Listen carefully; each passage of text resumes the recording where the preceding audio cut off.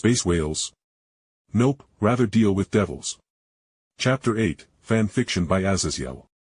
A girl who actually profits off of getting you definitely seemed to put more effort into the encounter, especially when the payment came in the form of their own supernatural power growing. But even better, once the transaction was over, she didn't kick me out or send me off, as even just us cuddling as our fluids went cold still enhanced our magical power ever so slightly. This feeling of gaining strength so easily is addictive. Sona snorted lightly, and I couldn't help but chuckle and pat her plush backside, making her almost purr with her nose buried into my neck. You are going to take responsibility for this. I may have jumped into this entirely too soon, but I won't be letting go of you so easily after playing with my body such as you have. Sona said almost fiercely as she leaned back a bit so she could meet my eyes. But no matter how fierce she tried to look, all I could see was the pink flush of embarrassment that filled her cheeks on the edges of her glasses. Alright, Sona, I whispered, but before I could go on, both me and Sona flinched as a loud thudding noise rang out through the empty office room we had our liaison within, and automatically our eyes locked onto the wall across from us. No. She can't. That's just Momo or Tsubaki bumping into a wall, it has to be.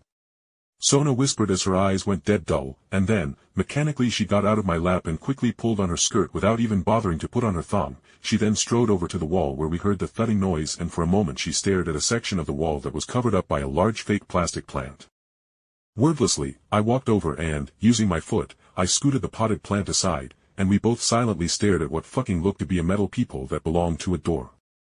Sona didn't even hesitate as a small glyph formed in her hand, and then a large ball of water she summoned turned into a fist, and then with a loud crashing noise, the fist construct went through the wall, crushing the door peephole in the process. And what lay knocked face down with her ass propped up into the air with her panties pulled halfway down, and thus was mooning us her feminine bits were Seraphal Leviathan. For a whole minute, the only sound was the sounds were that of Sona's peerage shifting in another room, but thankfully no one came to check on us. There was only the most fucking awkward silence I had ever experienced, which consisted of Sona and myself looking at Seraphal's mooning ass. Sarah. You can't pretend to be dead or knocked out as you are too strong. I whispered painfully, and then Seraphal's propped up but just collapsed to the side as Seraphal sat up and blankly stared at the ground between us. Sona herself also refused to look at her sister anymore. Holy shit, this is beyond awkward. I thought as the scenario played out in a different frame of mind, as I envisioned this scene as something along the lines of this was literally a younger sibling who got some action and found out their older sibling was watching and diddling themselves. Yeah, this was far beyond my fucking wheelhouse, so I coughed to get their attention, and the girls looked over to me. Alright, you girls obviously have much to talk about, and I won't get in the way. And it's obviously been a long day, what with dealing with the fallen and such. So I am going to head off to bed so I can get ready for the training and whatnot tomorrow.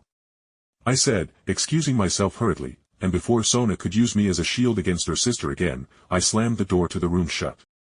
Once I left the room and went into the hallway leading into Sona's peerage's living quarters, a door opened up and Sona's president, Tsubaki Shinra, poked her head out. Is everything alright? She asked inquisitively, and for a moment, I considered being honest and going into details a bit. But I shook my head and only wryly said. Seraphal was spying on Sona via a peephole in her room and is very unhappy as far as I am aware, as I left before it could boil over, as I am still a bit of an outsider, I explained, and Tsubaki groaned, pinching her nose and pushing up her own glasses in irritation. Well, it's better than finding cameras in the girls' changing rooms and finding out it was actually Seraphal's and not the perverted trio's. I heard her faintly mutter before she shrugged. You did the right thing, as Sona prefers to do with her sister on her own, Tsubaki said with finality before she pointed down the hall at the door without a plaque on it. That room over there is yours and the other members of Sona's peerage have been made aware of that so they won't barge in. Granted you won't be joining this school as a student but I imagine you will have things to keep yourself busy, Tsubaki said with a smile and I nodded as Sona already had several books about devil magic delivered to my room. And so while I relaxed in my new bed, reading some books on magic, I was unaware as Seraphal's dastardly charisma worked on her sister's innocent mind, which would lead to myself being ensnared in Seraphal's web of depraved desires.